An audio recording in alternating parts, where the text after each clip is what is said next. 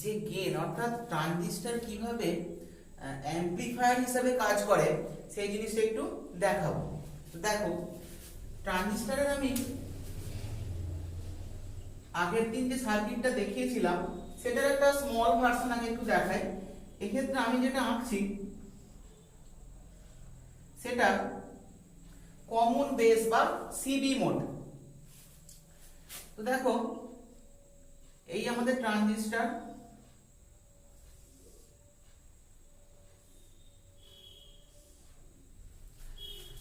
Common base মোডে কাজ করছে। এইটা এমিটার, এটা কালেক্টর এবং এটা বেস। ওকে, এখন মনে করো এইদিকে কালেক্টর কারেন্ট আইসি, এদিকে এমিটার কারেন্ট আইই, আর এটা বেস কারেন্ট আইবি। মনে করো এইদিকে যে ভোল্টেজ ড্রপ সেটা কত না, দেখো কালেক্টর টু বেস অর্থাৎ V C B, collector to base. ঠিক আছে, এই জায়গাটায় যে ভোল্টেজ ড্রপ হবে সেটা কত, ভি ইবি, এমিটার টু বেস। হলো। এবার তোমরা একটা জিনিস খেয়াল করো যে আমি বলেছিলাম এই পোরশনটাকে অর্থাৎ এই যে বাঁ দিকটাকে, এই দিকটাকে আমরা ফরওয়ার্ড বায়াস কন্ডিশনে রাখবো, আর একই রকম ভাবে এই দিকটাকে আমরা রিভার্স বায়াস কন্ডিশনে রাখবো। তো দেখো, এইটা আমি যদি ডায়াগ্রাম এঁকে দেখাই, এই ট্রানজিস্টরটার, এটা কি ট্রানজিস্টর রেখেছি, এনপিএন ট্রানজিস্টর, তীর চিহ্ন বাইরের দিকে। তাহলে এটা এন, এটা পি, এটা এন। এখন এই অংশটাকে আমরা ফরওয়ার্ড বায়াস করেছি, এন এ নেগেটিভ দিলাম, তাহলে এখানে দিয়ে দাও এদিকটা এন এ নেগেটিভ।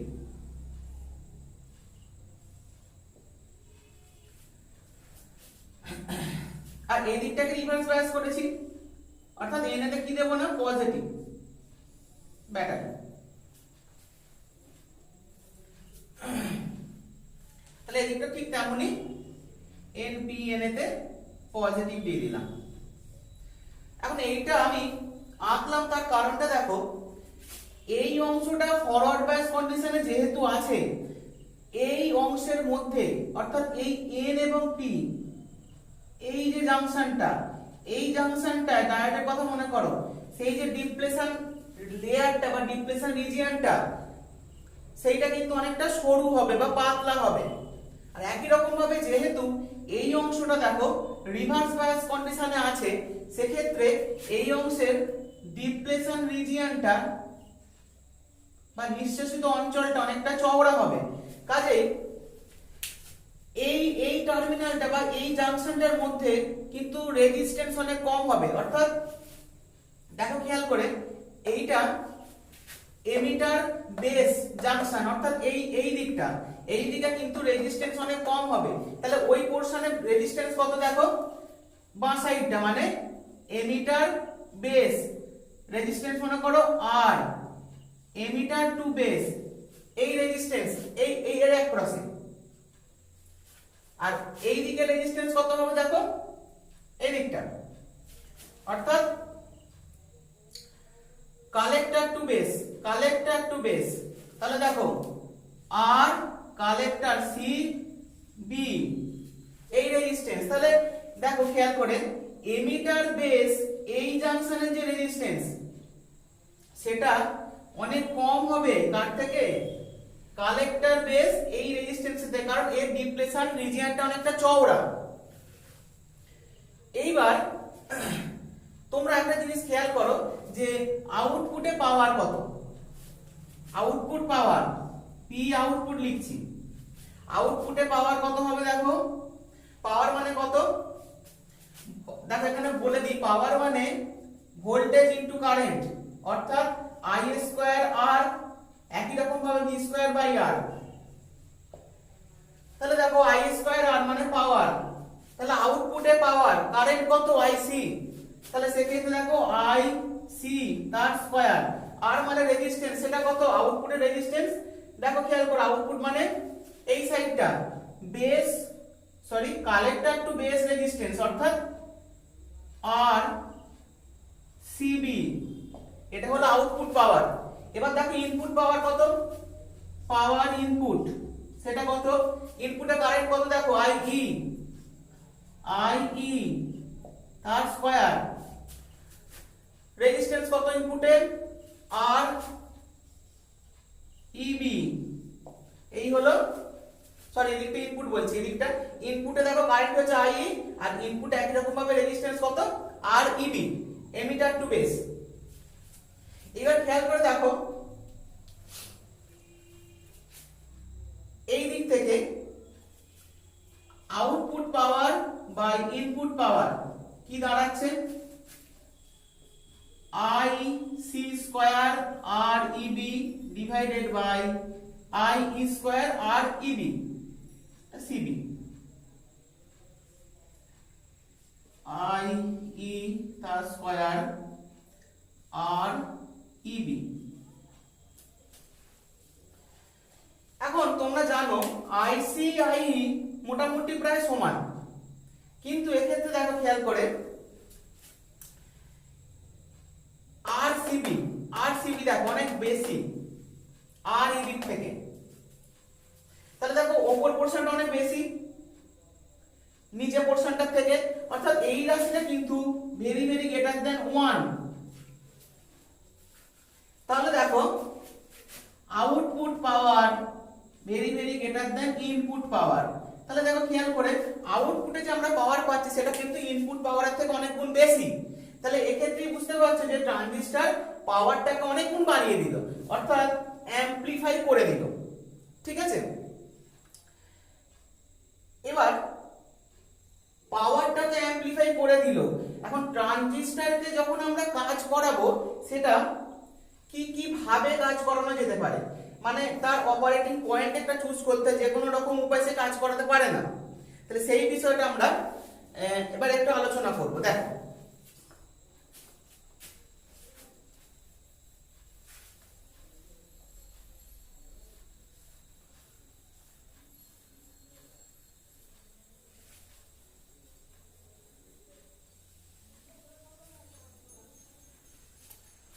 এখন ট্রানজিস্টরের অপারেটিং পয়েন্ট যখন চুজ করতে হয় সেই জায়গায় কতগুলো জিনিস একটু খেয়াল করতে হয়, সেই জিনিসগুলো আমি আস্তে আস্তে একটু বলি। দেখো ছবিতে তোমরা যে সার্কিটটা দেখতে পাচ্ছ সেটা ট্রানজিস্টরের একটি সিই অর্থাৎ কমন এমিটার মোডের সার্কিট। এখন কমন এমিটার মোডের সার্কিটে আমরা যে characteristics curve, reverse characteristics curve পেয়েছিলাম, সেই কার্ভটা কেমন ছিল মনে করো। এই সার্কিটটা আমি আগে বহুবার দেখিয়েছি, এটা একটু স্মল ভার্সনে আমি দেখালাম। দেখো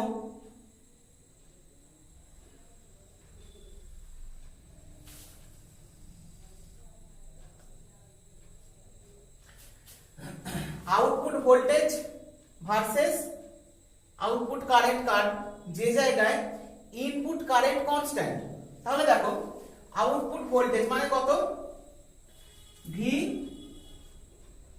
সিই, এটা আউটপুট ভোল্টেজ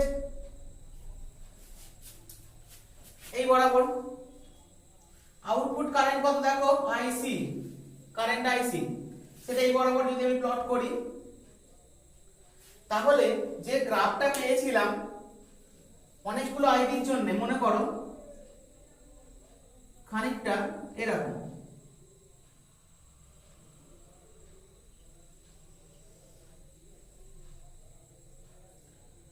একটু বেঁকে যাচ্ছে।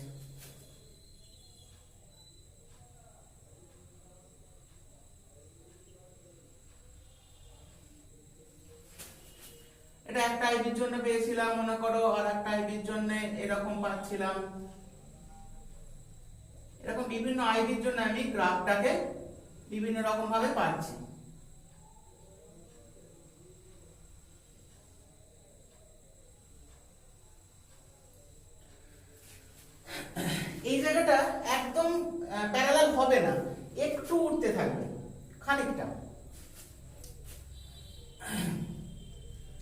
দেখো এটা মনে করো IB1, এটা মনে করো IB2, এটা মনে করো IB3, IB4, IB5, অর্থাৎ বিভিন্ন আইবির মানের জন্য আমরা এই গ্রাফটা মনে করো পেয়েছিলাম।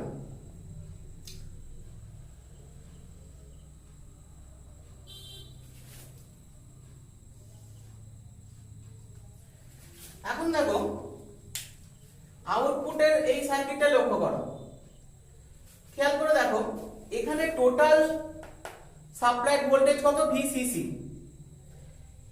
এই VCC ভোল্টেজটা দেখো দুভাবে কাজ করছে, একটা হচ্ছে এর এই যে ট্রানজিস্টরের কালেক্টর এমিটার জাংশনে যে ভোল্টেজ ড্রপ করছে অর্থাৎ VCE, এবং বাকিটা এই RL এর অ্যাক্রসে ড্রপ করছে। RL অ্যাক্রসে ভোল্টেজ ড্রপ কত, কারেন্ট IC ইনটু RL। তাহলে দেখো VCC মানে হবে VCE plus IC into RL, এই সমীকরণটা যেটা লেখা রয়েছে। এইবার দেখো VCC মানে VCE প্লাস ICRL। এইবার আমি একটা লাইন ড্র করব, দেখো খেয়াল করো এই অ্যাক্সিসে আমি যদি IC-টাকে 0 করি, IC-টা 0 কোথায় হয়, যখন ট্রানজিস্টর কাট অফ অঞ্চলে থাকে। আর একই রকম ভাবে আমরা VCE-টাকে 0 করব, সেটা কখন হয় না, ট্রানজিস্টর যখন মোটামুটি স্যাচুরেশন রিজিয়নে থাকে। অ্যাকচুয়ালি যাই হোক, আমরা একবার দেখব যখন IC 0 মানে আমার এই অ্যাক্সিসটা দরকার, IC 0। তাহলে দেখো IC যদি 0 হয় এই ইকুয়েশনে বসালে VCC এর মান কত আসবে, VCE। কাজেই এই VCE অ্যাক্সিসে যদি আমি ওই পয়েন্টটা নিই, মনে করো সেই পয়েন্টটা হলো এটা, তাহলে এই পয়েন্টটা কি দাঁড়াচ্ছে দেখো, এই পয়েন্টে VCE এর মান কত, VCC। তাহলে দেখো এই পয়েন্ট হবে VCC। IC অ্যাক্সিসটা 0 মানে পয়েন্টটা মোটামুটি ভাবতে পারো VCC 0 পয়েন্ট। ঠিক আছে, এবার এই অ্যাক্সিসে আমরা যদি VCE-টাকে 0 করি তাহলে এই অ্যাক্সিসে একটা পয়েন্ট পাবো অ্যাক্সিসের উপরে। তাহলে দেখো একই রকম ভাবে আমি কন্ডিশনে VCE যখন 0, তখন এই সমীকরণ থেকে কি পাচ্ছি দেখো, VCC মানে কত হবে ICRL, বা এই জায়গা থেকে IC মানে কত পাবো, VCC বাই RL। তাহলে সেই পয়েন্টটা মনে করো এরকম একটা পয়েন্ট, সেটা কত, VCC IC value by RL। তাহলে এটা y অ্যাক্সিস, অর্থাৎ এই পয়েন্টটা হবে 0 VCC বাই RL। এখন এই দুটো পয়েন্টটা আমি যে পেলাম, এই পয়েন্টটাকে যদি আমি একটা লাইন দিয়ে যোগ করি, মোটামুটি ভাবে দেখো এরকম একটা লাইন আমরা পাচ্ছি।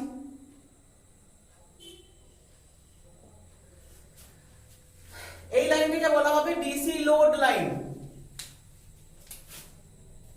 DC load line.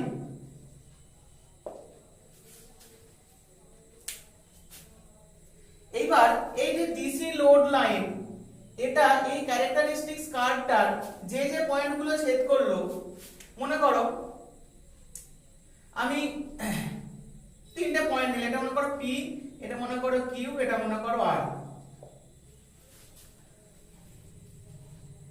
তো এই যে Q, এই যে পয়েন্টটা পাচ্ছি এটাকে বলা হচ্ছে কিউইসেন্ট পয়েন্ট বা কিউ পয়েন্ট। এখন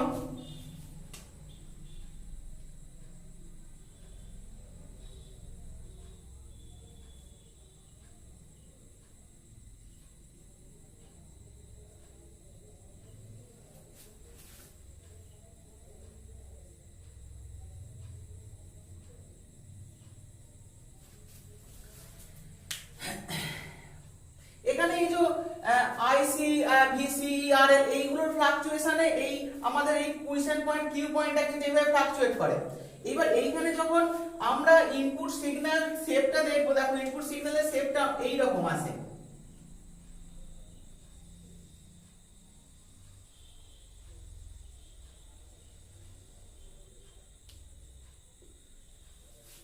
এবার সেই জায়গা থেকে আমরা যখন আউটপুটের সিগন্যালটা পাবো সেটা অনেকটা বিবর্ধিত আকারে ওয়েভ ফর্মটা ওরকমই থাকবে, মোটামুটি এইভাবে পাবো। এখন ট্রানজিস্টরের যে বিবর্ধন ক্রিয়া তোমরা দেখলে এই রকম ভাবে ইনপুট সিগন্যালটা আসছে, এদিকে বিবর্ধিত হয়ে বেরিয়ে আসছে, বহুগুণ বেশি বিবর্ধিত হবে। মানে তোমরা ভাবতে পারো একটা মাইক্রোফোন, সেই মাইক্রোফোনের সামনে তুমি একটা কথা বললে, সেটা বহুগুণ বিবর্ধিত হয়ে লাউড স্পিকারের মাধ্যমে বেরোচ্ছে। কথার ফর্মটা বা শেপটা কি থাকছে, কিন্তু অ্যামপ্লিটিউড অনেকটা বাড়িয়ে দিচ্ছে, যার ফলে ইন্টেন্সিটি বেড়ে যাচ্ছে বা সাউন্ড অনেক বেশি আমরা পাচ্ছি। তো মোটামুটি ট্রানজিস্টরের প্রিলিমিনারি যে সমস্ত কাজ সেটা এই ধরনের, অর্থাৎ দেখো সিগন্যালটাকে কিন্তু সে অ্যামপ্লিফাই করে দিল। ঠিক আছে, এইবার আমরা দেখবো যে ট্রানজিস্টরে যে অ্যামপ্লিফিকেশন হয় তো তার কতগুলো কারেন্ট গেইন বা অ্যামপ্লিফিকেশন ফ্যাক্টর, সেই জিনিসগুলো আমরা আস্তে আস্তে দেখব। দেখো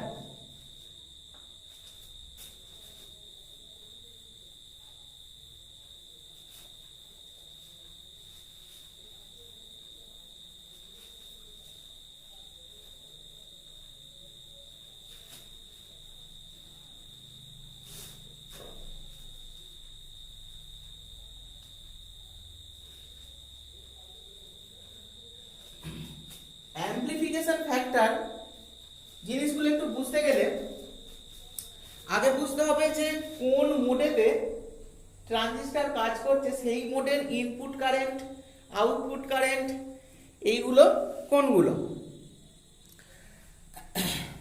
ধরো ইনপুট কারেন্ট আমি যখন বলছি, ধরো সিই মোড আমি বা সিবি মোডটাকে দেখিয়ে, দেখো এটা মনে করো সিবি মোড বা কমন বেস মোড।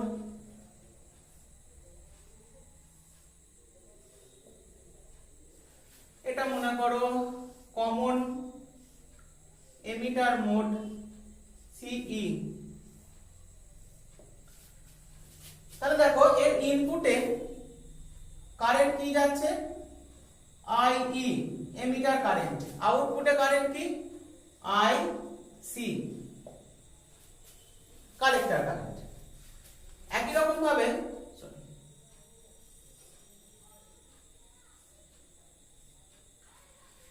এদিকে দেখো এটা সিবি মোড, এটা সিই মোডে দেখো ইনপুট কারেন্ট কত আইবি বেস কারেন্ট, একই রকম ভাবে আউটপুট কারেন্ট কত কালেক্টর কারেন্ট আইসি।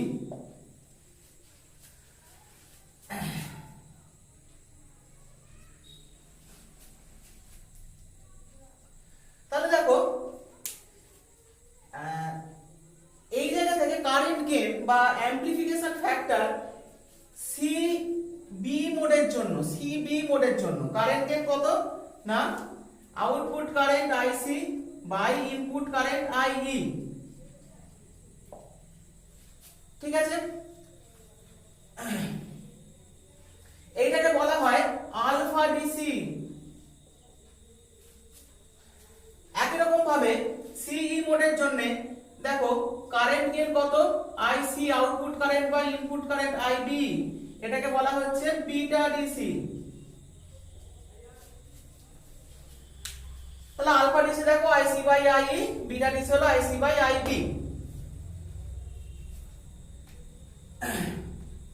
অ্যামপ্লিফিকেশন ফ্যাক্টর গুলো দেখছি। এইবার এখন আলফা ডিসি বিটা ডিসি এইগুলোর মধ্যে একটা রিলেশন সেট আপ করা যায়। সেই রিলেশনটা কি দেখো, আমরা জানি IE is equal to IC plus IB. এখন আমি যদি টোটালটাকে আইসি দিয়ে ভাগ করে দিই, কি দাঁড়াচ্ছে দেখো IE by IC is equal to 1 plus IB by IC. তাহলে আইই বাই আইসি কি হবে, দেখো আইসি বাই আইই মানে আলফা ডিসি, তাহলে সেক্ষেত্রে এটা হবে কত 1 বাই আলফা ডিসি। তাহলে দেখো 1 by alpha DC is equal to দেখো 1 প্লাস আইবি বাই আইসি, দেখো আইসি বাই আইবি মানে বিটা ডিসি, অর্থাৎ এটা হবে কত 1 by beta DC, 1 by beta DC. তাহলে এই জায়গা থেকে দেখো 1 বাই আলফা ডিসি মানে আসছে 1 plus beta DC divided by beta DC, বা alpha DC is equal to পেয়ে যাচ্ছি কত না beta DC divided by 1 plus beta DC.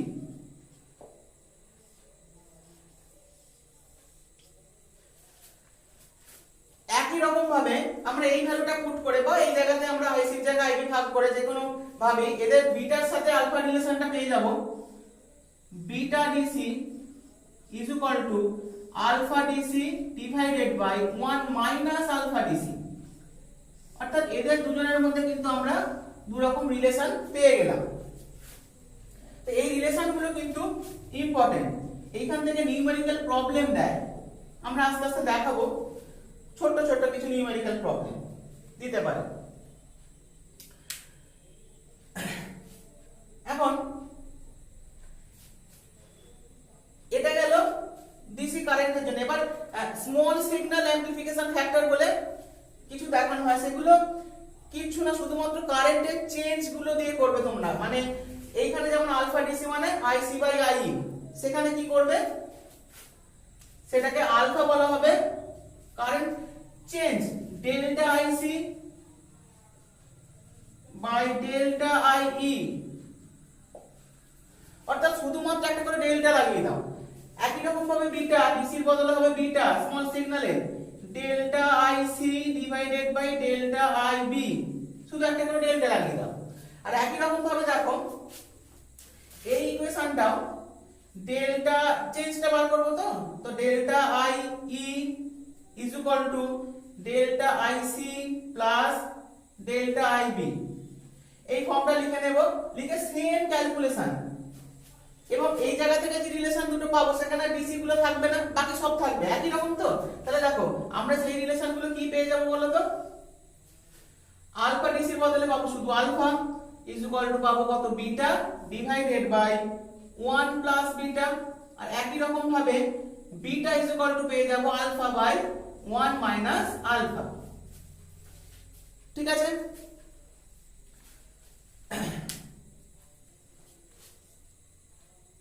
এবার ধরো এখান থেকে কি ধরনের ছোট ছোট নিউমেরিক্যাল প্রবলেম গুলো দেয়, একটা ছোট উদাহরণ আমি দেখাচ্ছি। দেখো